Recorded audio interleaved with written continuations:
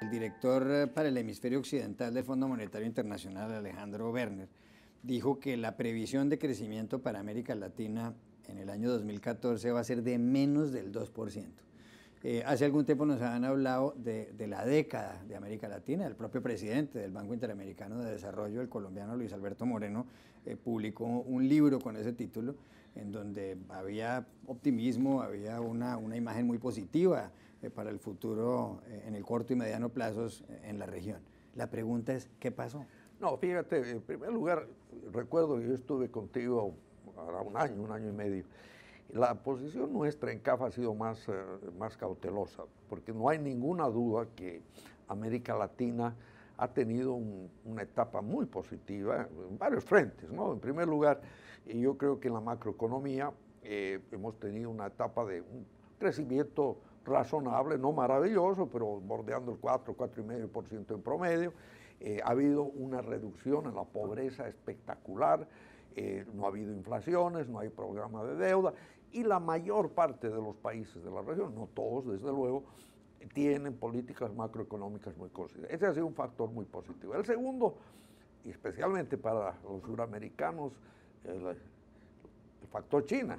China en particular, que ha significado una demanda espectacular de las materias primas, con lo cual los precios de estas materias primas han subido en una forma que nunca habíamos visto en el pasado, lo cual significa en esencia un efecto que los economistas llamamos de términos de intercambio. Y el tercer elemento ha sido que gracias a las debilidades de la economía de Estados Unidos y europea, que forzó a políticas monetarias muy correctas, que implicaron una reducción en las tasas de interés, el flujo de recursos financieros a la región fue abundante. Bueno, esos son los tres factores. Entonces, entramos en una etapa muy positiva. Y efectivamente hubo todos estos éxitos. Ahora, ¿qué sucede? Las reglas cambian porque el mundo ha cambiado. Vemos que Europa sigue pedaleando para salir de un proceso recesivo, Japón lo mismo, Estados Unidos ha mejorado, pero su crecimiento todavía es muy débil. Bueno, entonces, en definitiva, en ese contexto se añade además el hecho que la China, por razones también muy válidas, está en un ajuste de su modelo que era un modelo exportador, en esencia, hoy es un modelo más balanceado, donde van a dar mucho énfasis a la demanda interna, lo cual significa que el crecimiento de la China, que estábamos acostumbrados a 10, 11, 12%, no se va a dar más.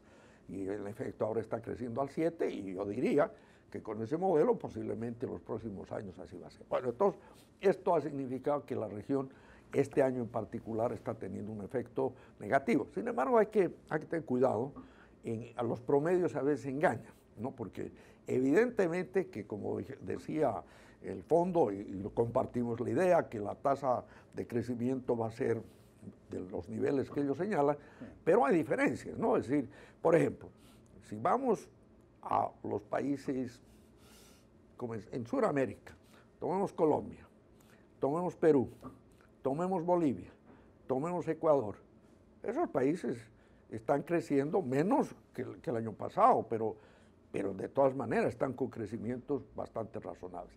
El peso central de la caída en el crecimiento, en el promedio, está en el caso de la economía de Brasil, que por una serie de razones va a tener un crecimiento marginal o mente positivo, y también tenemos los casos de las economías de Venezuela y Argentina, que están con un crecimiento o decrecimiento. Y obviamente son tres economías muy grandes. Pero lo que es cierto es que, y lo dijeron en el panel que precisamente yo dirigí, que debemos esperar en los próximos años unas tasas de crecimiento del orden del 2,5-3%.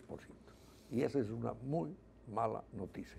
Bueno, ¿y qué debe hacer América Latina para que la economía crezca, para que crezcan las economías desde México hasta la Patagonia? Bueno, mira, la receta es una receta de carácter estructural. Yo creo que la bendición que han significado esa bonanza de los precios de las materias primas ha traído por el lado negativo una maldición.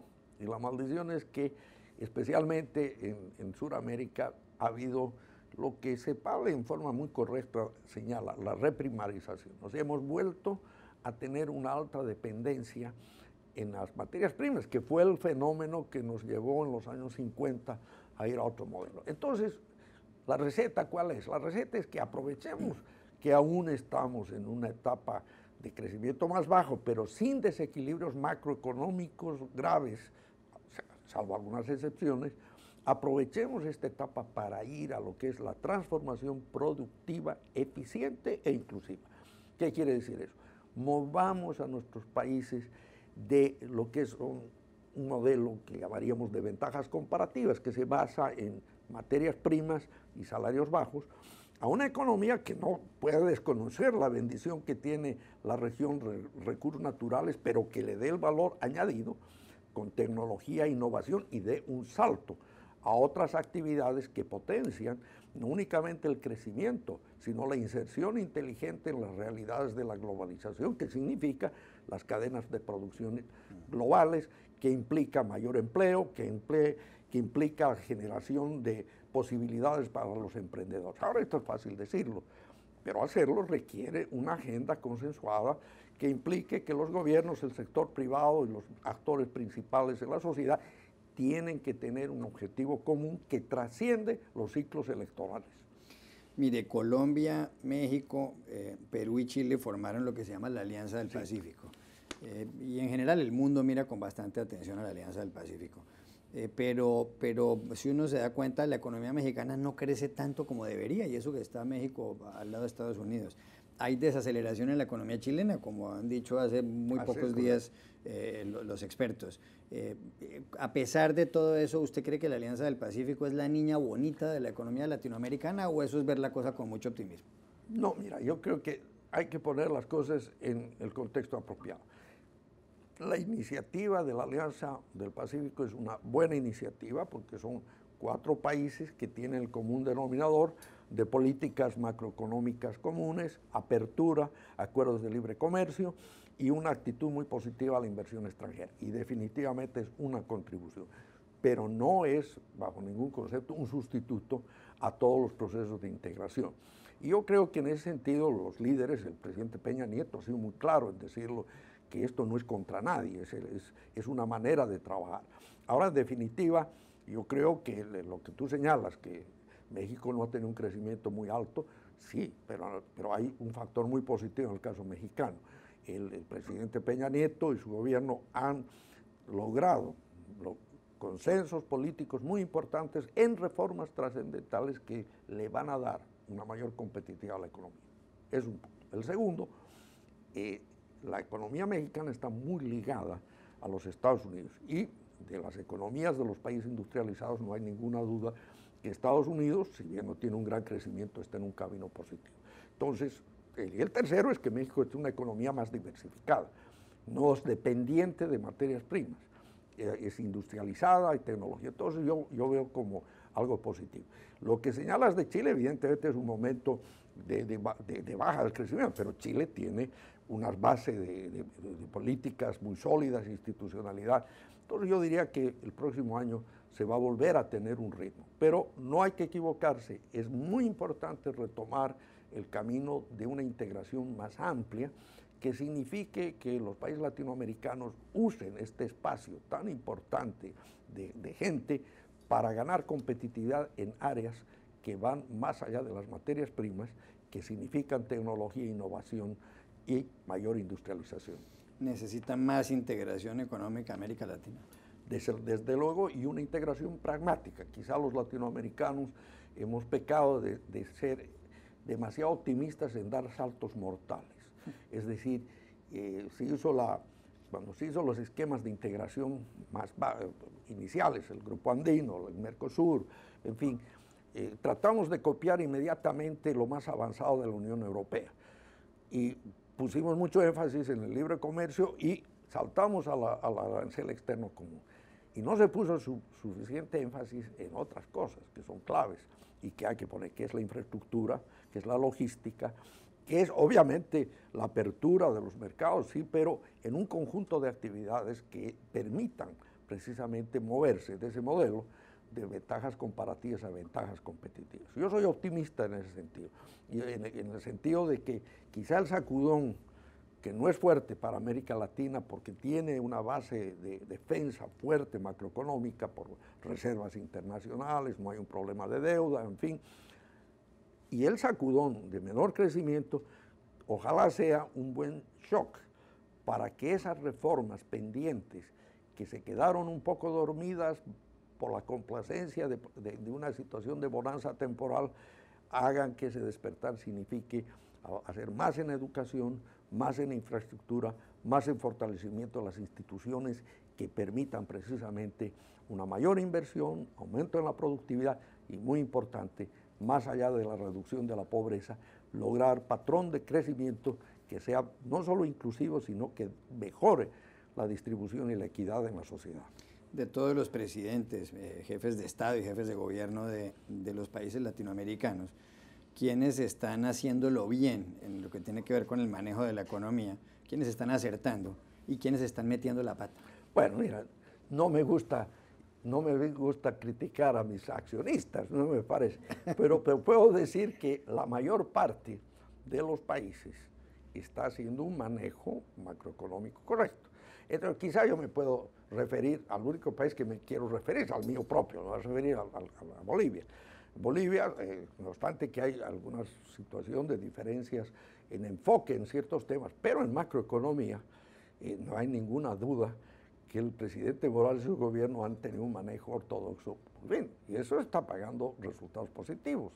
Ejemplo, tiene un crecimiento económico superior al 5%, una inflación baja, reservas internacionales altas, no tiene deuda. O sea, la macroeconomía no tiene fronteras. Y voy a Colombia. Colombia es un país que ha hecho a través de los años una consistencia en su manejo, nunca se han ido a los extremos. Ustedes, los colombianos, no han sido extremistas en la economía. En la época del estatismo total, ustedes no fueron así. Y cuando pensamos que el mercado lo resolvía todo, tampoco lo hicieron.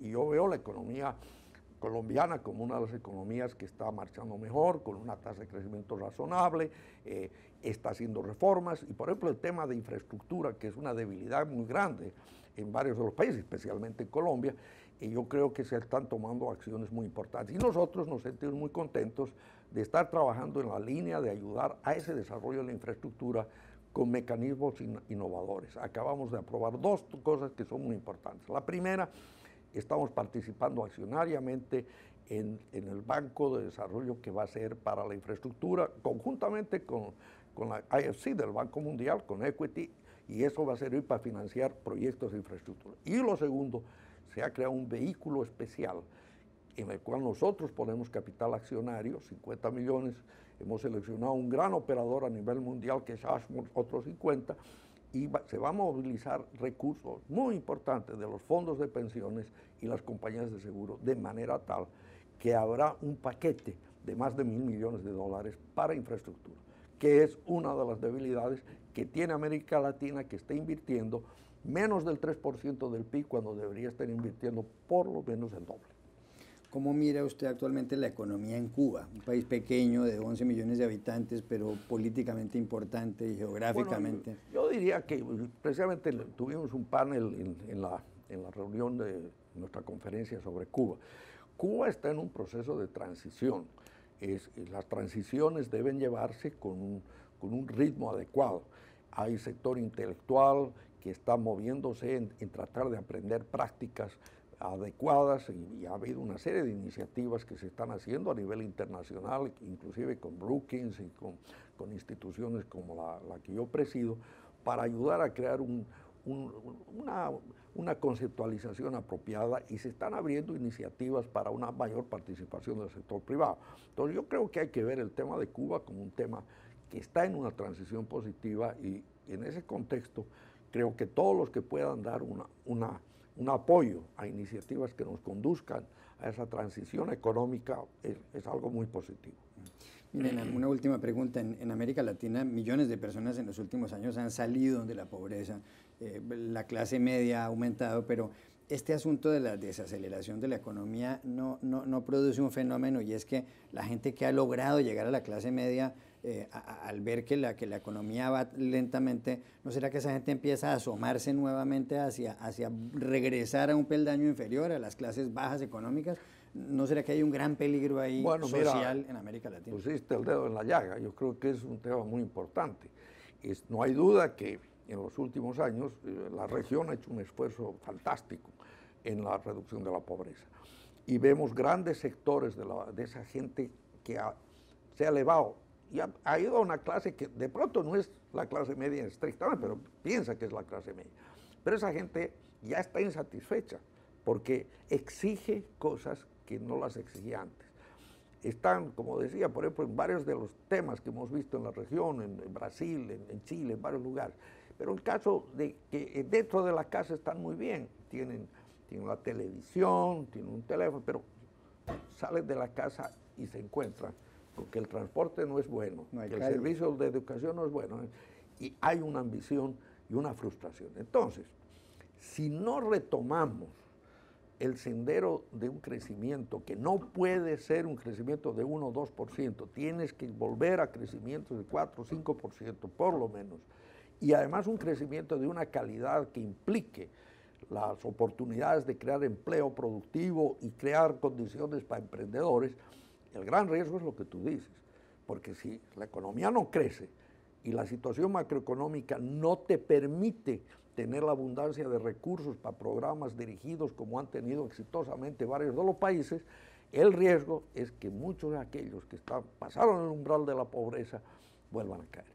Y eso tiene implicaciones no solo sociales, sino políticas muy importantes que hay que cuidar para el futuro de la región.